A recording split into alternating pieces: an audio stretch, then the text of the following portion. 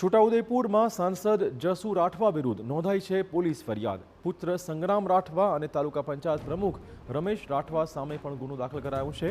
પ્રમુખ ઉપપ્રમુખની ચૂંટણીના વિજય ઉત્સવમાં ભૂલ્યા હતા તે ભાન। વિજય સરઘસમાં બંદૂક સાથેનો વિડીયો થયો હતો વાયરલ।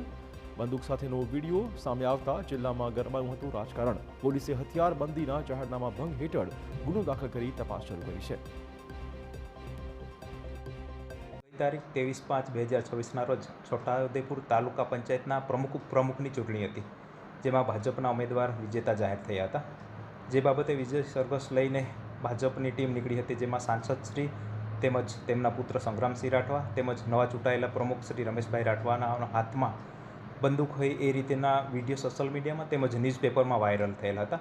જે બાબતની આજ દિન સુધી તપાસ ચાલુ હતી, જેમાં તપાસમાં એવું સાબિત થયું કે જાહેરનામા જે કલેક્ટર સાહેબશ્રીએ હથિયારબંધીનો જાહેરનામું બહાર પાડી છે, જેનું ભંગ થયેલું હોવાનું જણાઈ આવ્યું છે। જે બાબતે આજરોજ ગુનો દાખલ કરવામાં આવ્યો છે।